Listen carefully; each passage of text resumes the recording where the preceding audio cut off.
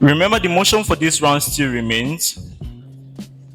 This House supports mass civil disobedience as a legitimate response to perceived government overreach in developing democracies.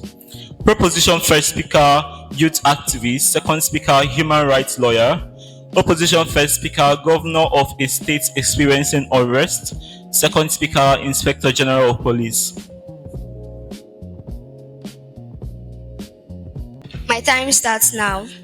According to Abraham Lincoln, he defined democracy as the government of the people, by the people, and for the people. But the question is, when this principle fails to deliver the burden it carries and what it promises, should civilians keep that system of government? Well, that is part of the question today.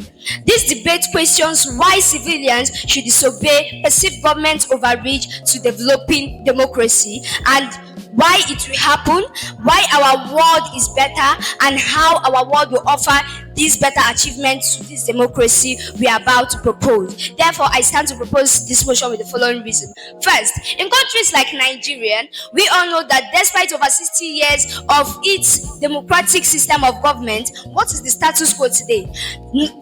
Number one, no transparency, no accountability, and no public oversight from the citizens of the governance. Let us talk about their election.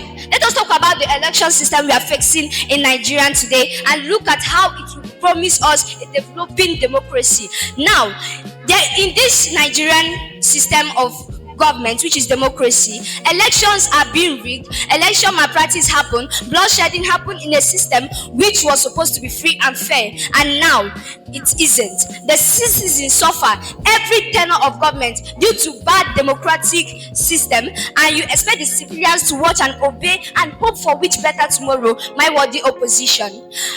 In such already lasted and over-perceived failure to reach its ultimate demand, it left for the civilians to stand and defend what they owe, which is that democratic system of government. And as the youth activist, I will not only support the motion, but strengthen every needed measure towards bringing a safe, reliable, and accountable democratic government in this state, like Nigerian and other West African countries that is facing low democratic system of government. Through the following measures. One, as an activist, I will amend laws of peaceful protest into a violence one. Why? Because over the years, peaceful protests have failed. Imagine citizens protesting for a release of even a person like Nnamdi Kanu.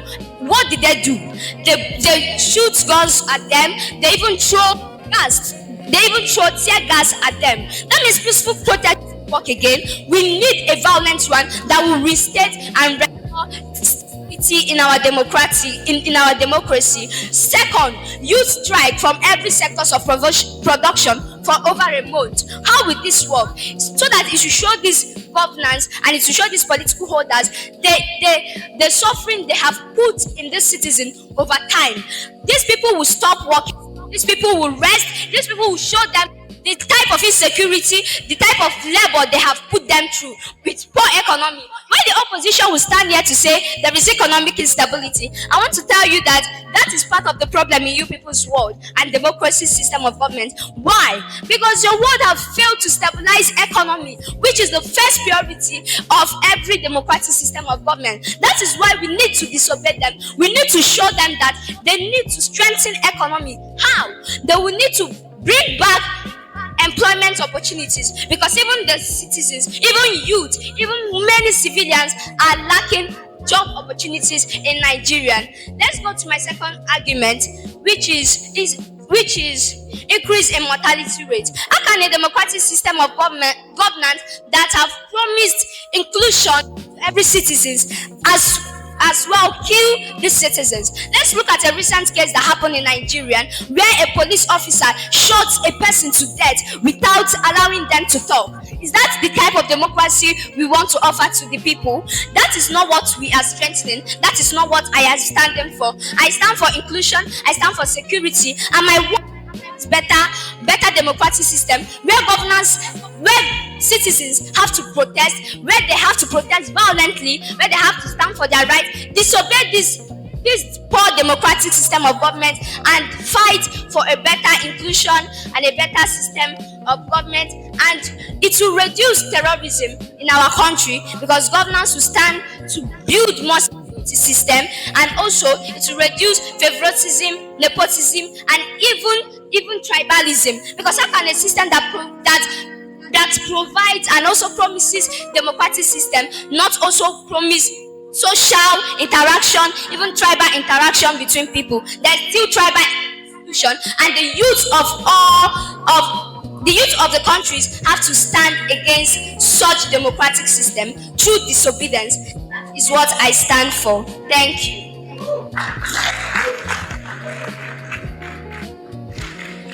This house thanks first speaker for that fine speech and invite first speaker opposition to open their case here. My time starts in 3, 2, 1.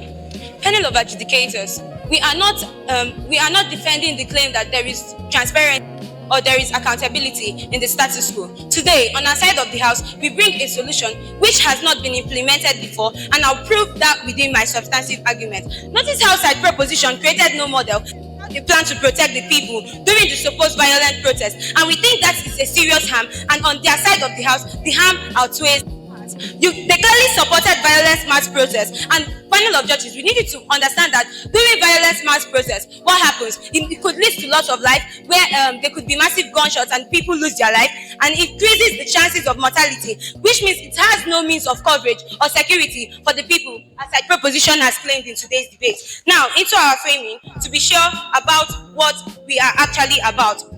I'm the governor of a state experiencing unrest. There is a serious situation on ground and it needs to be solved. Panel of adjudicators, we need you to understand that we are not against civil disobedience. What we do not accept is the fact that the proposition regards mass civil disobedience as the legitimate response to government's failure in developing democracies. We do not accept it as being the best approach to government overreach, especially in developing democracies. We support a reformed system of where there would be a regulatory inspectorate assigned by the United Nations, such as the US, UK, France, and many more, to oversee the activities. Now, I'd like to show the models which side opposition plans to achieve this. Firstly, an ombudsman, which can be seen as an independent official whose job is to receive and investigate complaints from these ordinary people against the government in cases like delays or failed promises. When this happens, they present it to the international committee, which has the fiat to revoke the political position of this government. But secondly, Freedom of Information Act, a law that states that any citizen can demand to see the government spending records fully licensed by these United Nations. Thirdly, open e-procurement. All government contracts are posted online, allowing these citizens to see where the money of the state are being allocated to, reducing the problem of corruption. For more clarity, I would like to define the key terms in this debate. Mass civil disobedience. This can be seen as publicly and generally withdrawing from the civil duties by the citizen, and they act by actively neglecting their civic duties and claiming to achieve a better democracy. Mass civil disobedience can also be seen as things as not paying taxes, voter apathy, not involving in sanitation processes as citizens of a nation. What this necessarily means is that on side proposition's world, the government doesn't have the resources to improve the democracy. Side proposition argues for. What this necessarily means is that when these citizens do not vote, there is no possible means to achieve better governance. What this also means is that when they do not engage in sanitation processes, the government spends extra money paying the Ministry of Sanitation to take care of things that the citizens could achieve, meaning that there is less money to achieve the major issues in the nation as the government is meant to. Now, legitimate, this can be seen as the best response or the best approach, which means it provides a high chance of solvency, and we do not necessarily find that on side proposition's world. Developing democracy can be seen as countries that are not economically stable, highly underdeveloped, and create a great level of backlash when they involve in mass civil disobedience. That is neglecting their civic duties, which literally takes them to square one. Now, into my argument. Mass civic disobedience does not lead to a better democracy. The reason why this argument is true is because panel of judges, we need to remember that we are talking about developing democracies. These are democracies who are not stable enough, who are economically insufficient, and are not strong enough to go on mass civil disobedience, meaning that they are highly underdeveloped. Undergoing mass civil disobedience provides little or no revenue for the government to work to provide a better economy or democracy, as side proposition claims. When there is no financial stability, the government begins to borrow, and when this happens, they fall into bad debt. And we do not necessarily think that proposition are close to achieving a better democracy when they engage in mass civil disobedience. The reason why this argument is important is because it shows the amount of harm that would happen if these nations move to mass civil disobedience. Argument 2. To achieve a better democracy, the government and the citizens need to work hand in hand. The reason why this argument is true is because to attain a better democracy, the government and the people equally have their duties. The people cannot fail their duties and expect the government to perform their duties flawlessly. There would be a bridge and a serious gap to attaining a better and more preferable democracy. Making reference to the social contract theory, it explains that the people vote the governor, and the governor provides social security and stability and protection and governs these people entirely. What this necessarily means is that when these people do not perform their functions and they claim they have civic rights, they do not perform their civil duties, which leads to a high chance of backlash. And with this, I'm proud to oppose. This House thanks opposition first speaker for that fine speech and invites second speaker proposition to extend their case. Here.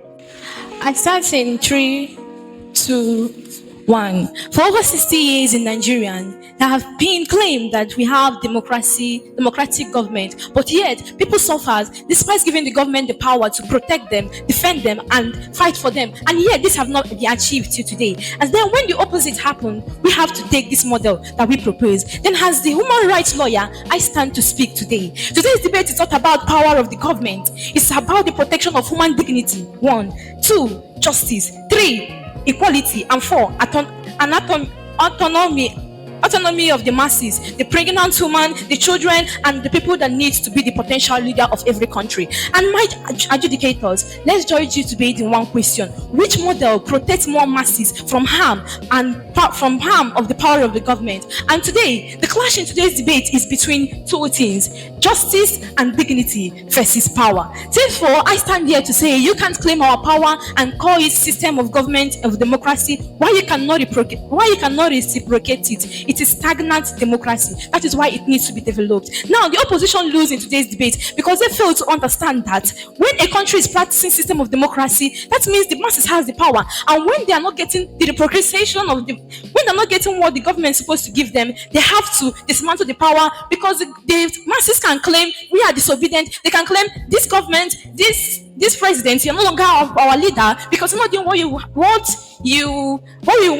you expect from you. And then when you fail, they have to do what they want. And therefore, our argument is built on this principle: 1, public trust; 2, autonomy, justice, and human rights. Therefore, I stand here to defend dignity, because dignity over the years has been violated by this system of democracy. Therefore, we have to adopt today's model. Over the years, the government have allowed forces to kill and murder people without getting any detention, because during the law time or when it is being judged in the courts, in courtroom, they claim to be release of bullets, while you can see videos transmitting on how these people were being shot directly by these powers. Now we can also look at the current happening one of data. We saw when this police officer directly shot this young youth, but till today this case has been buried underground because of power. So therefore, I stand here to defend dignity. Now the opposition's second speaker will come up and argue today, and whatever she argues is out of selfishness, because she is a inspector general of police officer. She would love to defend the police system. Over the years, civilians have lose their lives without getting justice, and we should not allow this happening. Now again, we have justice. Many civilians flood my office days and years to claim justice, and this justice they claim is right of justice, but almost 60% of these people, the right they claim to achieve are due to government inefficiency.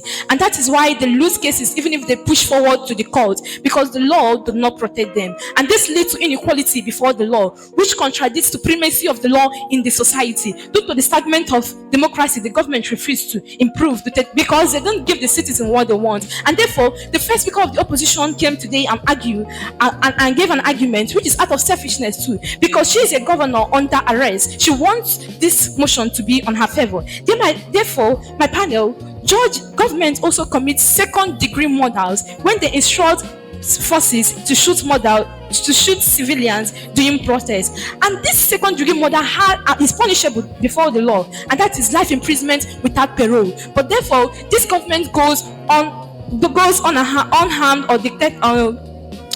unharmed or even in prison because they have the power and it doesn't reciprocate it. And that is why they should. And that is why we should adopt today's model. And now let's talk about autonomy. Under autonomy in law court, individuals have the right to decide what they want to do and have the right to control their life. So therefore, if the citizens of the whole nation decide to take on mass civil disobedience to the government, it should be granted them, because it is a right of expression of their dissatisfaction, which could eventually attract other countries, like what people controlling world powers, to look into this country and build their democracy in a way it could favor both the government and the citizen. And now the opposition, even if we grant them their best point today, they still lose today's motion because they fail to protect the citizen. They do not explain their model on how it will protect these citizens, their human dignity, and how it will improve public trust in the government. Again, let's take a look at Botswana. They have a good government system. Why? Because their masses express their dissatisfaction in their current government system of government. Time. And that is why we should adopt today's model. Thank you. This House thanks second speaker proposition for that fine speech and invites second speaker opposition to extend their case. Here. 1. Panel of judges. The problem with proposition's case is that they do not recognize that it is developing countries that we are dealing with in this debate today. Therefore, mass civil disobedience is a wrong approach on our side of the House. We are not defending status quo panel. They should take note of this. But we are saying that developing countries, example, Nigeria, having a mass civil disobedience is not necessarily going to be benefitable on our side of the House. Therefore, panel, my duty today is simple. 1, I will rebut all the major arguments led by side proposition. 2, I will show why for developing countries, having a mass civil disobedience isn't benefitable. And 3, I will show why our alternative that we bring to the table is better. Onto my reporters panel. The proposition has said that this civil disobedience is the suitable way for people to inflict their choices on governments. But panel, out of all the wonderful solutions they could have picked, they chose civil disobedience that threatens security, that threatens safeness of the people, and they stand here to tell us that it is our own side of the House that has a problem with security and all that. Panel, we stand here to say that on our side of the House, our model has brought security. Our model has brought security, has brought everything new to help and make sure these things do not happen again. Panel of judges, they also said that on our side of the House, we have increased natality rates. But in their side, they are supporting mass civil disobedience, which increases mass protests. And in protests, usually harm occurs, both physically and non-physically. And they stand here to say that it's our side of the House that brings this harm. We stand here to object that. Another argument that you heard from side proposition is that we have no transparency, accountability, and honesty, and all of that. I will be answering that argument in my extension. Panel of judges, proposition's first speaker said that she will amend these laws. And since when did youth activists start amending laws? That's a question I have to throw to the House, because she did not show how that is going to be physically possible in today's debate. And on my last report, this is a new model panel, and this promises to help the people. We implemented this model because we want the security of the people and nothing less. We bring this instead of civil disobedience. I haven't done justice to that. I shall move on to my extension. The government has a duty panel. Same way the people have rights and they have duties, and it will be unbalanced that this night the people will not be perform their duties. How is this important? It is highly important that It points out why both parties have a role to play. When one doesn't do that, he is required to do their therefore, grievous dreadlock means that neither side can progress. On my first argument, I have why is this civil disobedience not the best solution? Panel, as the Inspector General of Police, I have seen that civil disobedience on several cases have one way or the other caused harm. It might not be physically, but to democracies, harm, yes, has occurred. Why is this true, panel? The civil disobedience involves not paying taxes, not obliging and doing your civic duties. And panel, developing countries need these duties to survive because we are talking about developing countries here. When people stop paying tax and having voter apathy, it destroys the democracy that is supposed to be developing. Panel, when the developing country does not pay tax, what happens? Budgets that get cut in short. Two, not enough funds to carry out civil activities because yes, taxes and other things that we do is built on this economy, and other drastic things will begin to cripple the economy that has already been crippled in the first place. How is this true? Because this is mass disobedience, meaning that the majority are going to be having apathy, which will cause these developing countries to slowly downgrade. On my second argument, panel, the status quo and the proposition worsens it. Panel of judges, let me explain the current state of a developing country. 1. It has more rural areas than urban areas. 2. It has an unstable economy. 3. High rates of underdevelopment in government. And 4. Weak government. And it could also go on. Now, we can see what this economy looks like. Now, let me explain what mass civil disobedience worsen is. Civil disobedience, as I've already said, and my first speaker has already also said, involves things like not paying taxes and voter apathy, all because of mere problem. Does these things on its own harm government? Yes. And what runs a democracy? Voting, paying their taxes and all of that. So cutting this short cripple the democracy. If a mass majority wants to disobey, it will worsen the status quo. Well, let's go to why we solve corruption, how we solve corruption in our world, which is our solution and our alternative. Panel, in our world, we are creating a reformed system of governance, which there would be regulatory inspectorates assigned by the United Nations to oversee these activities. Why is this eradicating corruption? Because they are independent inspectors assigned by the United Nations, which means that they cannot be influenced by the government in any way through bribery or corruption or any of that, making corruption less likely to happen in our own world. Now, I would like to reaffirm my first speaker. We are bringing an time. I am proud to oppose. Proposition cross-examiner, stand. Opposition to stand.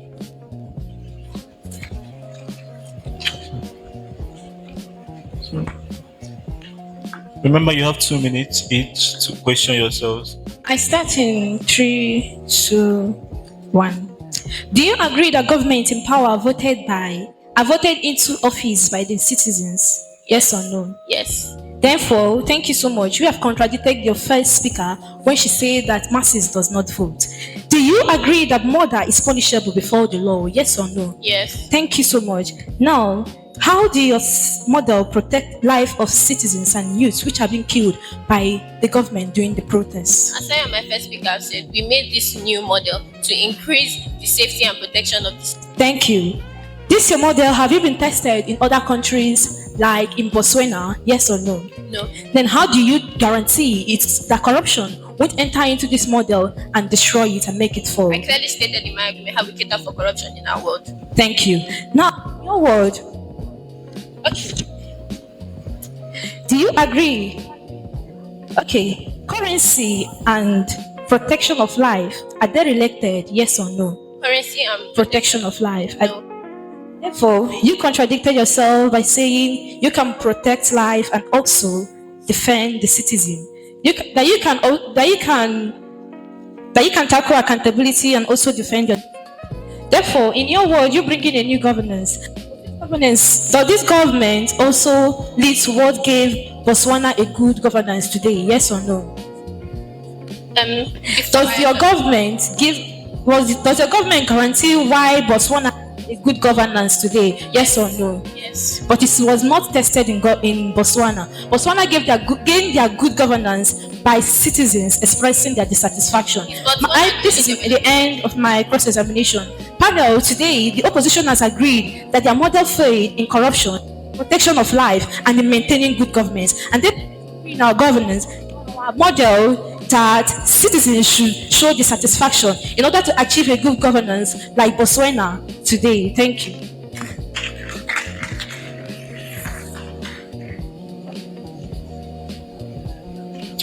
My cross examination. Why is Botswana the only country you are using as a case study? Because they introduced this model we have in today's debate. Does it mean that they're the only democratic? They're the only developing democracy.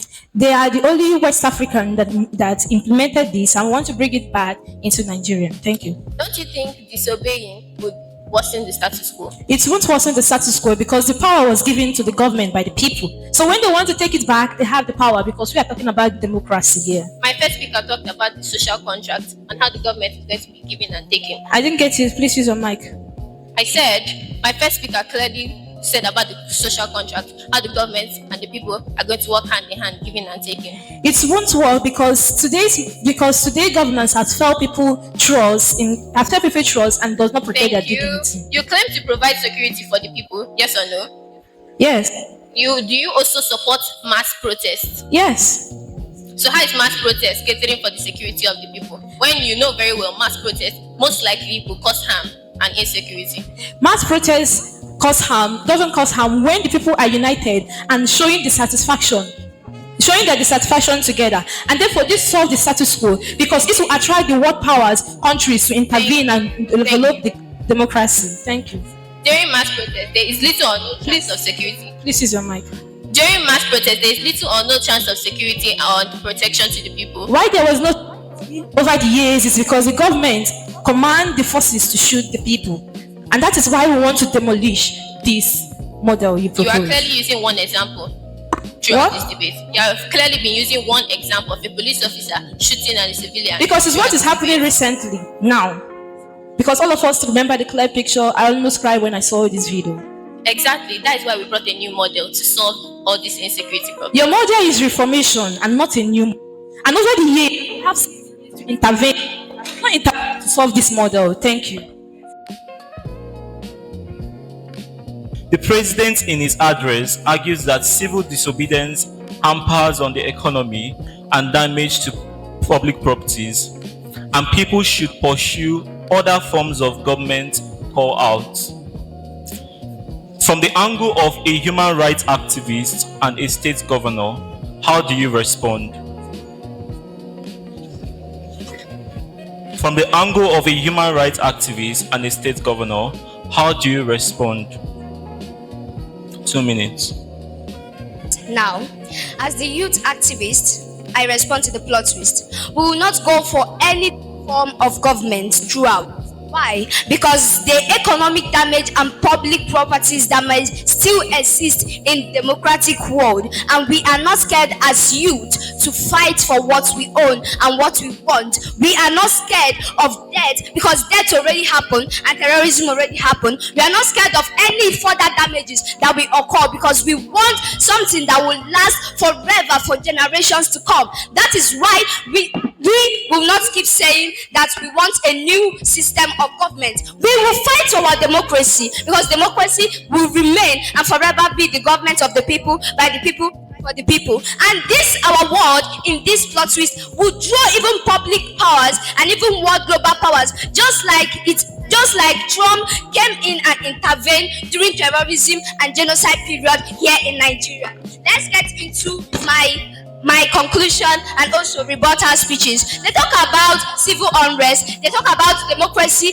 as paying taxes and so on. We talk about democracy in our world as people. We fight human dignity. According to the code, section 3, subsection 1-2 of the code, it states in Nigeria that human dignity must be protected and promoted. So people fighting for, these people are fighting for duties like money and so on. We are fighting for human life. We have lost people, we have lost citizens, even youth today, and we are not scared to embark on this journey because it is an eye for an eye. As the youth activist, I stand to amend those laws that will say we want a new government. They talk about reformation. As my second speaker already said, how many years have these people not promised reformation? Even in tenors where different governments come into power, they say they will reform, they will build this, they will build that. We see nothing, and we will not stand folding our hands and watching for a better tomorrow. We fight for it today. They talk about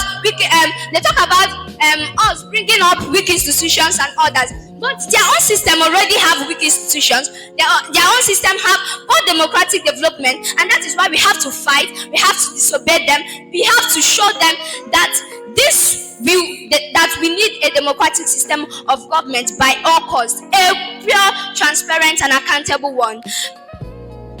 Now, they talk about sanitation and money. I already said that democracy is not about money; it is about people. And they also talk about our world not being stable. We talk about their world being more unstable, being more aggressive, and being more brutal to the citizens. Where children die, where youth are kidnapped, where banditry exists. They never provided any solutions to that, and we are providing solution, which is disobedience, where we pack out. Government, you must fight for us because it is time for you guys to stand and protect what you people said you guys will protect as a system of government. And they talk about us not having other developing countries. We have countries like Singapore, we have countries like even India that have a developing democratic system of government. And for the second speaker that is saying about developing countries, the motion clearly states developing democracy, that is building a new democracy. Thank you and God bless. My time starts in 3, 2, 1. In response to the crisis twist, panel of judges, we need to understand that this crisis twist clearly supports our side. Observing a mass civil disobedience, emphasis on the word mass, does not just tamper, it does not just tamper, it destroys a whole democracy. Remember, it showed what civil disobedience looked like. It looked like things like voter apathy, meaning that the voters do not vote, and on the other side of the house, when the voters do not vote, how do they plan to actually achieve a change when they want these voters to neglect their duties? We also showed that civil disobedience looked like things like not paying their tax, which means that when these citizens do not pay their tax, there is no revenue or means the government actually assesses money to fix these things they complain about. And when there is no money, the government borrows. And what happens when the government borrows? Subsequently, this leads to a bad debt, which ultimately brings down the democracy which they claim to build on their side of the house. Now, I never argued that masses do not vote. I showed that during mass civil disobedience, it leads to the citizens not voting. Also, the second speaker misunderstood my position. I am not a governor of a state under arrest. I am a governor of a state experiencing unrest. Perhaps you should look at her note. Now, I would like to re-emphasize that on our side of the house, we propose a new model observed by the international organizations. Now, I would like to move into the clashes of this debate and why we want each one. Clash 1. Which word is more plausible and practicable? They talked about how neglecting civil duties is an expression of rights and how they highly support protest and still claim to improve democracy while preserving security on their side. On our side of the house, we created a new model, an ombudsman, which I define as an independent official whose job is actually to receive and investigate complaints from these ordinary people and report to the United Nations, meaning that there is less chance of corruption and higher chances of transparency and accountability. Because you cannot tell me that the government would want to pay this international United Nations, which makes our case morally distinct and highly practicable. Neglecting civic duties does not lead to a better democracy. It does not in any way, rather it worsens it. But we bring reform processes supervised by independent bodies. Clash 2. The clash on principle. We propose a model which is ethically the right thing to do, and we also protected the people's security. On their side of the house, they supported mass protests where about 1/10 of the people who indulge in it survive without experiencing harm, meaning that about 9 out of 10 persons that are involved in it get harmed. On their side of the world, the harms outweighs the benefits, but on our side of the house, the benefits outweighs the harms. Then, the clash on transparency and accountability. The clash on transparency and accountability. I would like to re-emphasize on. I would like to go back to the same model we've been talking about. Our model is a new model which cannot lead to any form of corruption, because like I said, the government cannot start paying these United Nations to be in support of them. But we propose a model where these people actually air their views, and it will be reported to these people who oversees these things and are able to revoke the power of this governor, to revoke their political position if they are not doing what they are supposed to do. We also showed that these people have the freedom to go to the government and demand for the records of what the government have been using the money to do. What this necessarily means that, in conclusion, panel of judges, we needed to weigh this debate on a few things: on the metrics of scale, on the metrics of vulnerability, on the metrics of logical priority, sustainability, accountability. We win all. I am proud to be told.